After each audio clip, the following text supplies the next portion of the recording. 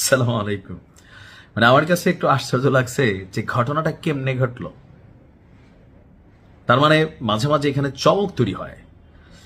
আজকে কক্সবাজারের যে ঘটনা, এই ঘটনা কিন্তু একটা ভিন্ন বার্তা দিচ্ছে। বার্তাটা হচ্ছে যে আপনারা জানেন যে আমাদের যে আইনাঙ্গন আছে সেখানে প্রতি বছর একটা নির্বাচন হয়। জেলা আইনজীবী সমিতির একটা বার্ষিক নির্বাচন হয়। তো আওয়ামী লীগ তো খারাপ, আওয়ামী লীগের প্রতি আমাদের অভিযোগের শেষ নাই, ফ্যাসিস্ট বা বাংলাদেশকে ডুবাই দিছে। হ্যাঁ, আপা বাংলাদেশ ছেড়ে পালাই গেছেন, এখানে রাজনীতি করা যাবে না, এই দেশের মানুষ আওয়ামী লীগকে চায় না। তো এই যখন আমরা কথা বলতেছি বা সবাই বলতেছেন, কিন্তু ঘটনা তো ঘটলো ভিন্ন একটা ঘটনা। কক্সবাজার জেলা আইনজীবী সমিতির বার্ষিক নির্বাচন আপনার সম্পন্ন হয়েছে। সমিতির ইতিহাসে প্রথমবারের মতন আওয়ামী লীগ, বিএনপি এবং জামাত, এই তিনটি দল পৃথক তিনটি রাজনৈতিক প্যানেল থেকে অংশগ্রহণ করে। অর্থাৎ যেই নির্বাচনটা জাতীয় নির্বাচনে হয় নাই, যেই নির্বাচনটা গণভোটে হয় নাই, এই নির্বাচন ইতিহাসে প্রথমবারের মতন সেখানে আওয়ামী লীগও অংশগ্রহণ করছে, বিএনপিও করছে, জামাতও করছে। রেজাল্ট দেখেন আপনার, সমিতির 17টি পদের মধ্যে আওয়ামী লীগ সমর্থিত প্যানেল যারা, তারা আপনার পেয়েছে 7টি। তারপরে হচ্ছে জামাত ইসলাম, তারা পাইছে 6টি। এমনকি বিএনপি সমর্থিত জাতীয়তাবাদী আইনজীবী ফোরাম, তারা পাইছে 4টি। অর্থাৎ আওয়ামী লীগ 7, জামাত 6, বিএনপি 4। এটা হচ্ছে রেজাল্টের সামারি।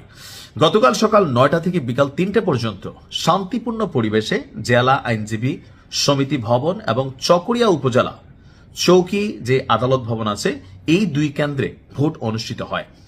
নির্বাচনে সভাপতি পদে বিএনপি সমর্থিত জাতীয়তাবাদী আইনজীবী ফোরামের মনোনীত প্যানেলের প্রার্থী যিনি ছিলেন অ্যাডভোকেট আব্দুল মান্নান নির্বাচিত হয়েছেন। অর্থাৎ সভাপতি হয়েছেন আব্দুল মান্নান বিএনপির পক্ষ থেকে। তার নিকটতম প্রতিদ্বন্দ্বী ছিলেন জামাত ইসলাম সমর্থিত প্যানেলের অ্যাডভোকেট আমির হোসাইন। সাধারণ সম্পাদক পদে বিজয়ী হয়েছে জামাত ইসলামের যে প্যানেল আছে সেখানের অ্যাডভোকেট আখতার উদ্দিন হেলালি।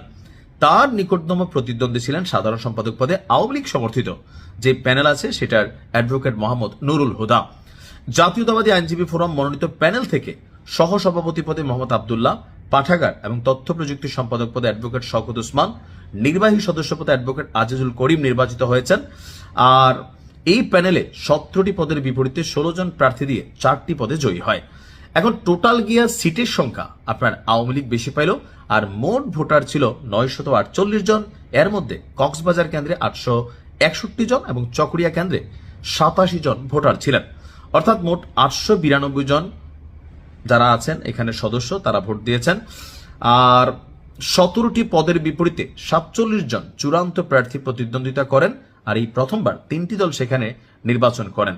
তো নির্বাচন নিয়ে এখানে আপনার কোনো ধরনের কোনো কি বলা হয় যে নেগেটিভ কোনো সিচুয়েশন অথবা অপ্রীতিকর ঘটনা ঘটেনি। তো গত বছরের নির্বাচনে আবার বিএনপি সমর্থিত প্যানেল আপনার 9টি পদে, জামাত পাইছিল 6টি, আওয়ামী লীগ পাইছিল 2টা।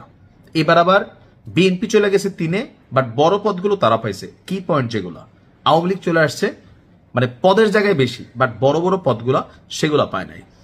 এখন এটা হচ্ছে আইনজীবীদের মধ্যে আর কি যেটা হয়েছে। তো দেখা যাক কি হয়। ভালো করে চললে মানুষ একসময় তার রাগ গোসা কমে যায়। আর যদি যে গত 2-3 দিন আগে বলছিলাম যে তারিক জিয়ার কাছে একটা আবদার ছিল আওয়ামী লীগের, যে যদি একটু স্পেস দেয় বিএনপি, তাহলে তারা ভালো হয়ে রাজনীতি করবে। সময় বলে দিবে কে কতটুকু বদলাইছে। ভালো থাকুন, আসসালামু আলাইকুম।